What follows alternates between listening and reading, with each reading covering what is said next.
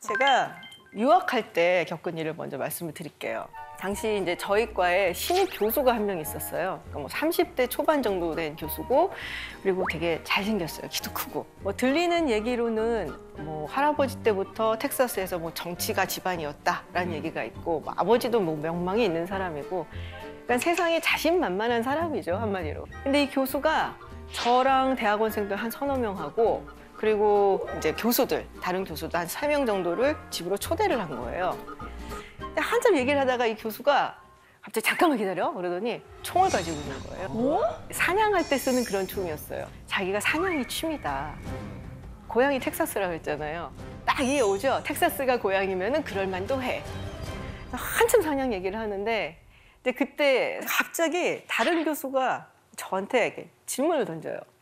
지윤, 너 총 쏴본 적 있냐? 갑자기 생각나는 게 초등학교 때 수학여행을 갔는데 논산훈련소에 잠깐 들렀어요. 그래서 막 군인 아저씨들 만나고 막 이런 거 하다가 그 사격장에 가서 이 사격하는 거 시범해볼 사람 막 이렇게 손을 들었는데 저요 손 들고 제가 네, 하겠다고 했죠. 그래서 그 기억이 나서 응흠 네, 응흠 그랬어요 제가. 그랬더니 사람 놀라면서 무슨 총 쐈어? 무슨 총? 그래서 아는 총이 M16밖에 없었어요. M16? 야, 분단 국가에서 온 사람은 다르긴 달라도 정말 다르구나. 뭐 이런 표정을 지으면서 하여튼 그 이후로 총에 대한 생각이 이 교수진 사이에서도 굉장히 다르구나 라는 생각을 하면서 조금 관심을 갖게 됐습니다.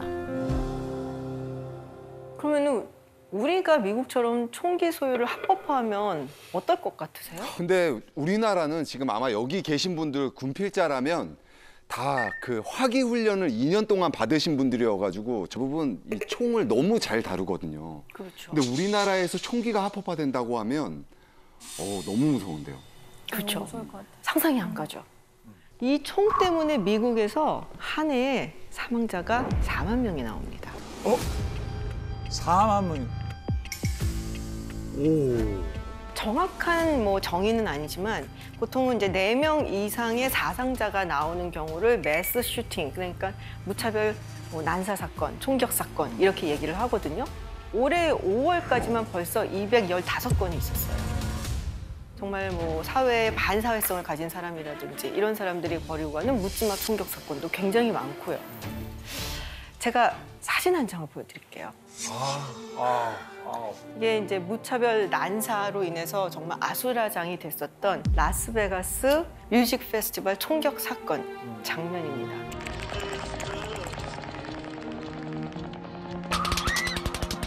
당시 사망자 수가 58명, 그리고 부상자 수가 500명이 넘어요. 네, 근데 이게 역대 총기 난사 사건 중에서 이제 가장 참혹했던 사건 중에 하나입니다. 자, 그럼 이런 무지막지한 참사를 일으킨 사람은 누구냐? 바로 이 사람, 스티븐 패더. 나이는 64세고요. 이미 은퇴한 사람이에요. 근데 우리가 이런 끔찍한 사건을 벌인다 그러면은 뭔가 굉장히 울분이 많고 혹은 굉장히 좀 너무 경제적으로 힘들어서 사회 복수하고 싶고 이런 사람일 것 같잖아요. 스티븐 패덕은 백만장자예요. 네? 직업도 회계사였어요. 그리고 은퇴했다 그랬잖아요. 은퇴를 하고 난 다음에 그 게이티드 커뮤니티라고 정말 부자들이 사는데 그 안에 막 골프장도 있고 막 수영장도 있고 뭐 다 있는 그런 데서 살았어요. 아무 문제 없는 사람이었다. 정신질환도 없었고 전혀 그런 문제가 없고 전과도 없고. 근데 나중에 조사를 해보니까 언론 보도에 따르면 최근에 도박에 빠져서 하룻밤에 뭐 1만 달러를 쓰기도 하고 그래서 약간 도박병적인 증상이 있었다라는 거예요. 자, 이런 가해자가 있으면 사실 또 피해자가 있죠. 정말 안타까운 스토리들이 정말 많은데 그중에 한 부부를 소개를 해드릴게요. 이 남성의 이름은 소니 멜튼, 응급실 간호사예요. 그리고 부인은 헤더 멜튼. 응급실 간호사면 얼마나 긴장된 삶을 살았겠어요. 그죠? 아비규환이잖아요, 응급실은. 이 부인과 함께 라스베가스 가서 우리 좀 뮤직 페스티벌 놀아보고 힐링도 하자. 그리고 온 거예요. 그리고 사실은 1주년 결혼 기념일이었어요. 그래서 이제 함께 좀 오붓한 시간을 보내고 축하를 하러 라스베가스에 왔는데 이런 참변을 당했어요. 총알이 막 쏟아지니까 이 소니가 자기 아내인 헤더를 막으려고 감싸 안고서 막 도망을 가다가 등에 총격을 당합니다. 그래서 결국에는 사망을 해요. 너무 가슴 아픈 스토리죠. 근데 이런 스토리들이 너무 많아요. 나중에 이제 경찰들이 이 패덕이 머물던 호텔 방을 갑니다. 갔더니 무려 23정의 총기를 발견해요.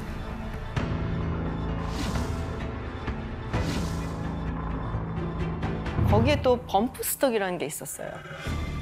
범프 스톡이라는 거 들어보셨어요? 그러니까 우리가 총을 쏘면 보통 이렇게 탕탕탕탕 하잖아요. 근데 이게 범프 스톡이 이 총의 액세서리 같은 거예요. 붙여놓으면은 이제 완전 자동 소총처럼 다다다다다다고 쏠 수 있게끔 만드는. 그래서 그렇게 많은 사망자가 나온 겁니다. 이제 여러분들이 그런 생각 하실 거예요. 아니 도대체 왜 아무나 총기를 갖고 있을 수 있게 만드냐. 미국은 왜 총을 저렇게 아무나 가질 수 있게 내버려 두는 거지? 그런 생각 많이 하시죠? 네, 규제가 없지는 않아요. 미국도 당연히 규제가 있습니다. 근데 이 총기 규제라는 게 굉장히 복잡해요. 예를 들면은 어떤 총을 규제할 것이냐. 소총도 있고 권총도 있고 자동 소총도 있고 되게 많아요. 총의 종류에는. 연령도 있죠. 몇 살부터 갖게 할 것이냐. 네, 그리고 신원 조회 같은 거를 해볼 때 그러면 어느 정도 선까지 신원 조회를 해야 되는지. 왜냐면 이게 잘못하면은 개인의 정보까지 사실 침해할 수도 있는 부분이고요. 그것도 사실 맞아요. 애매하죠. 그리고 총기를 사는 것을 규제하는 것과 소지하는 것을 규제하는 건 또 달라요. 사는 거는 만약에 예를 들어서 뭐 21살 이상만 살 수 있다라고 하면은 내가 18살이면은 아빠가 산 거 내가 가지고 다녀도 되거든요. 그러니까 이거 소지의 연령을 규제를 할 것인지 아니면은 사는 것의 연령을 규제할 것인지 그러니까 되게 복잡해요. 그러니까 단순하게 그냥 아무도 못 사! 뭐 이러면 좋은데 근데 그건 안 되니까. 이런 규제들 중에 신원조회법에 대해서 한번 제가 소개를 해드려 볼게요. 신원조회를 할 수가 있잖아요. 아, 나 총 좀 살래요 하고 이제 딜러샵에 갔어요. 그럼 당신 아이디를 주세요. 그래서 이제 조회를 막 해요, 컴퓨터로. 그러면 이제 연방수사국에서 이제 제공을 하는 이 사람이 어떤 사람인지, 정신병력이 있는지, 전과가 있는지 뭐 이런 걸 막 조사를 합니다. 문제는 뭐냐면은 총기를 구입하는 곳이 이 딜러샵이 다가 아니에요.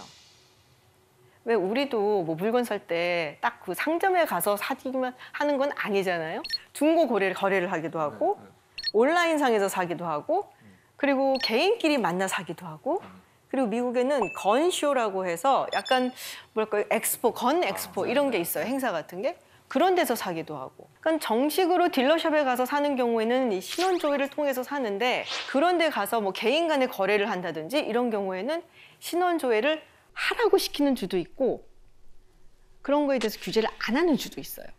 지금 보이는 이제 오렌지 색깔 주들은 그런 것까지 다 신원조회를 하도록 만든 주들. 그러니까 좀 더 엄격하게 한 주들이고 그리고 하얀색은 그런 거 없는 주들이에요. 하얀색이 훨씬 많죠. 그러니까 일반적인 이런 딜러샵에서 못 사는 경우는 그런 곳을 찾아가는 거죠. 그리고 온라인에서는 상당히 자유롭게 거래가 되니까 사실은 위험한 인물들한테 총기가 넘어가는 케이스는 대부분 온라인이나 개인 간의 거래에서 거래가 되는 총기들이에요. 그러니까 이렇게 보면은 사실은 이 온라인이나 개인 간의 어떤 거래도 좀 막아야 되는 게 아닌가라는 생각이 들겠죠. 선생님 그러면 뭐 마켓이나 뭐 직거래로 총을 산다고 하면 그 총의 가격은 어느 정도 되나요? 총 같은 경우는 권총이랑 소총 같은 게 있잖아요. 근데 보통 핸드건이라는 이 권총 같은 경우는 한 300불에 400불. 근데 천차만별이에요. 훨씬 비싼 것도 많아요. 기능이나 성능에 따라서 뭐 1000불, 2000불 되는 것들도 많고. 근데 소총, 뭐 산탄총 같은 경우는 뭐 한 200불에 300불 정도면은 살 수 있는 걸로 이렇게 나옵니다. 꽤 싼 거죠, 그러면. 맞아요. 그럼 네. 싼 거. 네. 뭐 맘만 먹으면 사실은 살 수 있다는 거죠. 네. 전형적인 사건이 하나 있었죠. 여러분도 아마 기억들 하실 것 같은데요. 2007년에 있었던 버지니아 공대 총기 난사 사건. 범인은 당시 대학에 재학 중이었던 23살의 조승희였습니다. 한국계 미국인이라서 한국에서도 굉장히 충격적인 뉴스로 보도가 됐었어요. You had 100 billion chances and ways to have avoided today, but you decided to spill my blood. You forced me into a corner and gave me only one option. The decision was yours. Now you have blood on your hands that will never wash off. 무차별 난사로 인해서 교수랑 학생 전부 포함해서 무려 32명이 사망을 했고요. 그리고 29명이 부상을 당했습니다. 9.12 테러 났을 때 그 이후로 정말 많은 언론 보도가 이루어졌던 그런 사건이에요. 되게 충격적이었어요. 그러면은 조승희는 과연 어떤 인물이냐? 사실 이 조승희 같은 경우는 당시 정신질환이 있었어요. 네, 굉장히 심리적으로 불안한 사람이었죠. 미국을 이민을 왔는데 그러니까 영어를 잘 못하니까 성격이 조금 외향적이면은 그래도 막 붙들고 영어하고 어리면 빨리 배울 것 같은데 그게 또 안 되는 경우도 있거든요. 너무 내향적이라서. 그러면 또 애들이 놀리죠. 근데 그때 받은 상처가 그대로 있어갖고 잘하면서도 고치질 못하고 좋은 대학에 들어갔는데도 늘 우울하고 혼자 있고 왕따고 그게 조금 이상한 애야. 그래서 애들이 좀 더 다른 사람 보기에도 항상 우울하고 이러고 있으니까 멀리하게 되고 점점 격리가 되는 거죠. 그리고 사실은 피해망상적 환각 장애를 앓고 있다라고 판단을 받았었어요. 여성을 스토킹을 해갖고 경찰한테 체포돼서 구금이 된 경우도 있었고 사실 이런 경우면은 총을 가져서는 안 되는 거죠. 맞아요. 그럼에도 불구하고 조승희한테는 권총 그리고 500발이 넘는 탄창이 있었습니다. 어디서 구했겠어요? 블랙마켓. 조승희가 총기와 총탄을 구한 곳은 인터넷이었어요. 너무 쉽게 구할 수 있어요. 그렇죠. 버지니아에선 당시 이제 온라인으로 총기를 구입하는 게 불법이 아니었거든요. 근데 사실 이게 이제 신원조회라든지 이런 게 철저하게 됐었으면은 그러면은 조승희가 구하지 못했을까? 조승희 만약에 정상적인 딜러만 있었으면은 총을 손에 넣지 못할 수도 있지 않았을까라는 생각을 할 수 있잖아요. 근데 그것도 또 구멍이 있는 게 신원조회상으로 뭐 정신병력이 있다 이런 거는 병원에 입원을 해야지 나오거든요. 정신과 상담받고 이런 정도로 정신병력이 있다 이렇게 하기는 안 되죠. 사실 현대인이 얼마나 많은 정신적인 힘겨움을 겪고 있는데 그러니까 그러면은 이런 정도 가지고 참 정신상담 받았을까? 안 돼. 이렇게는 안 되죠. 그러니까 요소에 규제가 있지만 구멍이 있다라는 겁니다. 근데 최근 들어서 정말 또 문제가 되는 거는 미성년자가 범인인 경우예요. 맞아요. 이거는 정말 너무 끔찍하죠. 그리고 정말 공격을 많이 받는 곳들이 학교예요. 생각을 한번 해보세요. 내가 누군가를 정말 다 죽여버리고 싶어.